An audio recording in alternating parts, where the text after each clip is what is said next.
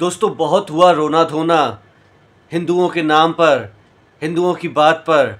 हिंदुओं को दोष दे के कुछ मिलने वाला नहीं है। कभी कभी तो लगता है कि मोदी जी की हार हुई। हाँ, माना कि उनकी सरकार बन गई, लेकिन वैचारिक तौर पर, नैतिक तौर पर मोदी जी की हार हुई है। और कहीं ना कहीं दुखी मन से इस बात को स्वीकार करना पड़ रहा है कि ये हार सही वजह से हुई है। माना सही तरह से ना हुई हो, लेकिन सही वजह से हुई है। बिना वजह, बिना कारण, बिना रीजन मोदी जी की हार नहीं हुई है। ये मोदी जी को समझना पड़ेगा। मोदी जी को इस बात को मानना पड़ेगा कि मोदी जी की गलतियां हैं। गलती नहीं, बल्कि कई कई कई और कई गलतियां हैं। आज आपके सामने इस वीडियो में दुखी मन से ही सही, लेकिन मोदी जी की गलतियों को मैं उजागर करना चाहूंगा। उम्मीद करता हूं कि आप सच्चे हिंदुस्तानी होने के नाते इस पूरे वीडियो को देखेंगे। दोस्तों, मोदी जी की सबसे बड़ी गलती यह है कि वो हिंदुत्व को, हिंदू को पहचान नहीं पाए। मोदी जी ये नहीं पहचान पाए कि अगर कोई मस्जिद बनवा देता वहां पर अयोध्या में, तो सारी जिंदगी मुसलमान भाई अपने धर्म ईमान पर कायम रहते हुए, एक सच्चे मुसलमान का फर्ज और दायित्व निभाते हुए उस पार्टी को वोट देते जो वहां मस्जिद बना देता। फिर चाहे ना उसको फ्री की बिजली मिलती, ना फ्री का धन मिलता, ना फ्री का 8,000 मिलते, ना फ्री के खाना मिलता, कुछ भी ना मिलता, लेकिन सिर्फ और सिर्फ और सिर्फ और सिर्फ और सिर्फ एक सच्चा मुसलमान मस्जिद के नाम पर जिंदगी भर वोट देता। लेकिन हिंदू ऐसा नहीं है। ये मोदी जी नहीं समझ पाए। मोदी जी नहीं समझ पाए कि हिंदू कहता है मुझे मंदिर से कोई मतलब नहीं, मुझे राम से कोई मतलब नहीं, मुझे केवल और केवल और केवल चाहिए तो और चाहिए 8,500 रुपए। अगर विकास के नाम पर भी हिंदू वोट देता तो भी शायद मोदी जीत जाते। लेकिन विकास कितना किया, विकास कितना किया मोदी जी ने अयोध्या में, देश में हार गए। अयोध्या में तो और बुरी तरीके से हार गए। मोदी जी की दूसरी गलती ये थी कि मोदी जी हिंदुओं में हिंदुत्व की भावना नहीं जगा पाए। माना कि हम थोड़े बहुत लालची हैं, थोड़े से जितने भी हैं लालची हैं, और हम अपने धर्म ईमान पर टिके नहीं रहते हैं। इसलिए टिके नहीं रहते हैं क्योंकि हमारी पढ़ाई लिखाई वैसे नहीं हुई है, हम उतने कट्टर नहीं हैं। ऐसी कट्टरता अगर हमारे अंदर नहीं है तो 10 साल से मोदी जी आप सत्ता में रह के क्या कर रहे हो? क्या आपने हलाला, 3 तलाक, ये सारी दुनियादारी छोड़ करके कभी हिंदुत्व को जगाने की कोशिश की? नहीं की। आपने हमेशा हमेशा और हमेशा राष्ट्रीय नहीं अंतरराष्ट्रीय मुद्दों को उठाया। जरा मैं अगर अंतर आत्मा में मैं मानता हूं कि चांद पर हम पहुंचे, चांद पर शिव शक्ति नाम का पॉइंट बनाया, पूरी दुनिया में हमारी इज्जत हुई, लेकिन पहले घर को तो संभाल लेते मोदी जी। आपके घर में जमीनी स्तर पर आपके नेता जीरो हैं, बल्कि जीरो बटा सन्नाटा है, बल्कि माइनस में चल रहे हैं।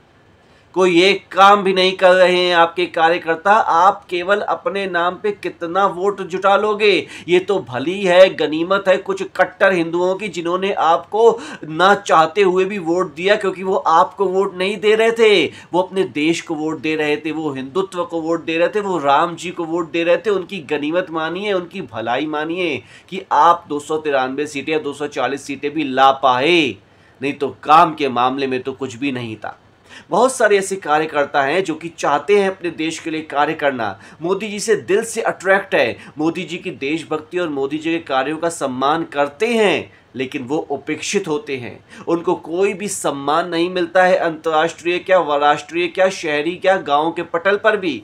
मोदी जी जमीनी स्तर पर जरा जाकर देखिए, जमीनी हकीकत को जरा पहचान कर देखिए। आपके कार्यकर्ता आपस में कितने लड़ते भिड़ते रहते हैं, आपस में कितनी आंतरिक कलह उनके अंदर है। मानते हैं हिंदुओं में एकता नहीं है, ये सच्चाई है, ना है ना थी, पता नहीं कब होगी या नहीं होगी। आज के इस चुनाव परिणाम को देख के तो लगता नहीं है कभी होगी, लगता नहीं है कभी होगी। लेकिन फिर भी अगर आप उम्मीद की किरण बनकर बैठे हुए हो मोदी जी, तो एक बात का ध्यान रखो कि आपके जो कार्यकर्ता हैं, आपके जो मंत्री की बात करूंगा पहले, आपके जो नीचे है, जो मंत्री हैं, जो मंत्री के नीचे पार्षद हैं, विधायक हैं, वो जमीनी तौर पर अपनी जनता से कितना जुड़े हुए हैं, ये देखना भी आपका ही काम है। माना आप 75 साल के हो चुके हो, लेकिन अगर आपको देश को सुधारना है, संवारना है, तो अपने मंत्री, विधायक, पार्षद और जो भी कैबिनेट मंत्री हैं, उन सबको बोलना पड़ेगा कि भाई जाओ देखो जमीन पर सच्चाई क्या चल रही है।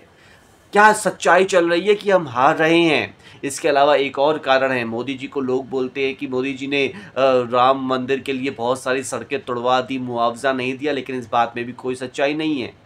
ये भी इस बात में सच्चाई नहीं है कि मुआवजा नहीं दिया। बताते हैं कि 1200 करोड़ से ज़्यादा का मुआवजा दिया जा चुका है अयोध्या में, और बहुत सारी दुकानों को 10 लाख से ऊपर का मुआवजा मिला है, और उनको अलग जगह दुकान भी मिली है, और जब तक अलग जगह दुकान उनकी जमे तब तक पर मंथ का उनको मुआवजा मिल रहा है।